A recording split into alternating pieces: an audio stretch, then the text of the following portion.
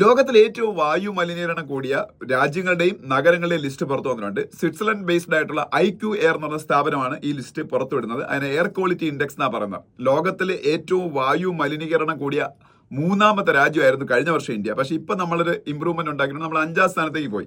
നമ്മളുടെ മുന്നിൽ വായു മലിനീകരണം കൂടിയ അല്ലെങ്കിൽ എയർ പൊല്യൂഷൻ കൂടിയ 4 രാജ്യങ്ങൾ വേറെ ഏതൊക്കെയാണെന്ന് നോക്കാം. ലോകത്തെ ഏറ്റവും എയർ പൊല്യൂഷൻ ഉള്ള രാജ്യം ആഫ്രിക്കൻ രാജ്യമായ ചാഡാണ്. 2ാം സ്ഥാനത്ത് ഏറ്റവും കൂടുതൽ എയർ പൊല്യൂഷൻ ഉള്ള രാജ്യം ബംഗ്ലാദേശും, 3ാം സ്ഥാനത്ത് ഏറ്റവും കൂടുതൽ എയർ പൊല്യൂഷൻ ഉള്ള രാജ്യം പാകിസ്ഥാനുമാണ്. 4ാം സ്ഥാനത്ത് വീണ്ടും ആഫ്രിക്കൻ രാജ്യമായ DR കോങ്കോ എന്ന് പറയുന്ന രാജ്യമാണ്, ഡെമോക്രാറ്റിക് റിപ്പബ്ലിക് ഓഫ് കോങ്കോ. 5ാം സ്ഥാനത്ത് ഏറ്റവും കൂടുതൽ എയർ പൊല്യൂഷൻ ഉള്ള രാജ്യമാണ് ഇന്ത്യ എന്ന് പറഞ്ഞു. ഇനി ലോകത്തിൽ ഏറ്റവും കൂടുതൽ എയർ പൊല്യൂഷൻ ഉള്ള നഗരം ഇന്ത്യയിലാണ്. ലോകത്തിൽ ഏറ്റവും കൂടുതൽ എയർ പൊല്യൂഷൻ ഉള്ള ക്യാപിറ്റൽ തലസ്ഥാനം അതും ഇന്ത്യയുടേതാണ്. ലോകത്തെ ഏറ്റവും കൂടുതൽ എയർ പൊല്യൂഷൻ ഉള്ള ആദ്യത്തെ 10 സിറ്റീസ് എടുത്താൽ 6ഉം ഇന്ത്യയിലാണ്. ലോകത്തിൽ ഏറ്റവും കൂടുതൽ എയർ പൊല്യൂഷൻ ഉള്ള ആദ്യത്തെ 20 സിറ്റീസ് എടുത്താൽ 13ഉം ഇന്ത്യയിലാണ്. ഇതെല്ലാം വളരെ മോശമായിട്ടുള്ള റെക്കോർഡാണ്, ഒന്നും നല്ലതല്ലല്ലോ.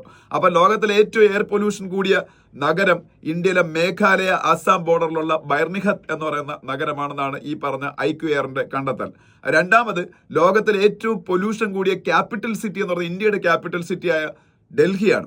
ലോകത്തിലെ ഏറ്റവും എയർ പൊല്യൂഷൻ ഉള്ള ആദ്യത്തെ 10 നഗരങ്ങൾക്കകത്ത് ഈ ഡൽഹിയും ന്യൂഡൽഹിയും അതുപോലെ ഫരീദാബാദും അങ്ങനെ ഒരുപാട് സ്ഥലങ്ങൾ വരുന്നുണ്ട്. ഗുർഗാവോൺ, അതുപോലെ നോയിഡ, ഗ്രേറ്റർ നോയിഡ, ഇതെല്ലാം ഇന്ത്യയിലെ എണ്ണം പറഞ്ഞ നഗരങ്ങളാണ്. ഇതെല്ലാം ലോകത്തെ ഏറ്റവും കൂടുതൽ എയർ പൊല്യൂഷൻ ഉള്ള സ്ഥലങ്ങളാണ്. പക്ഷേ ഈ എയർ പൊല്യൂഷൻ ഉത്തരവാദി നമുക്ക് ഗവൺമെന്റിന് മാത്രം കുറ്റം പറഞ്ഞ് ഒഴിയാൻ പറ്റത്തില്ല. ഇപ്പൊ നമുക്ക് നോർത്ത് ഇന്ത്യയുടെ കാര്യം തന്നെ എടുക്കാം. ഡൽഹിയുടെ എയർ പൊല്യൂഷൻ അത് കുറയ്ക്കാൻ വേണ്ടി അന്നത്തെ ആം ആദ്മി പാർട്ടി ഗവൺമെന്റ് ഒക്കെ പല നടപടികൾ എടുത്തെങ്കിലും തൊട്ടപ്പുറത്ത് പഞ്ചാബ് എന്ന് ഹരിയാന എന്ന് 2 സ്റ്റേറ്റുകളുണ്ട്. ഇത് രണ്ടുമാണ് ഇന്ത്യയിൽ ഏറ്റവും കൂടുതൽ അഗ്രികൾച്ചർ അല്ലെങ്കിൽ കൃഷിയുള്ള സ്റ്റേറ്റുകൾ എന്ന് പറഞ്ഞാൽ. ഈ സ്റ്റേറ്റുകളിൽ കൃഷിക്ക് ശേഷം അവർ കച്ചിയൊക്കെ ഉണ്ടല്ലോ കൂട്ടിയിട്ട് കത്തിക്കുക ചെയ്യുന്നത്. ഇതാണ് ഡൽഹിയുടെയും മറ്റ് അഡ്ജോയിനിങ് ഏരിയാസിന്റെയൊക്കെ എയർ പൊല്യൂഷൻ കൂട്ടാനുള്ള ഏറ്റവും പ്രധാന കാരണം. വാഹനങ്ങൾക്ക് പുറമെ ഇത് എത്ര കൺട്രോൾ ചെയ്യാൻ ശ്രമിച്ചാലും ഫാമേഴ്സ് ഒന്നും അല്ലെങ്കിൽ കർഷകരൊന്നും ഒരിക്കലും അത് അനുസരിക്കാൻ തയ്യാറല്ല. ഇതുപോലെ നമ്മളുടെ വ്യക്തിപരമായിട്ടുള്ള വൃത്തിയില്ലായ്മ, വ്യക്തിപരമായിട്ടുള്ള ശീലങ്ങൾ, ഇതെല്ലാം നമ്മളുടെ എയർ പൊല്യൂഷന് കാരണമാകുന്നുണ്ട്. ഗവൺമെന്റ് തീർച്ചയായിട്ടും ഉത്തരവാദിയാണ്. ഗവൺമെന്റിന്റെ ഉത്തരവാദിത്തോടൊപ്പം അത്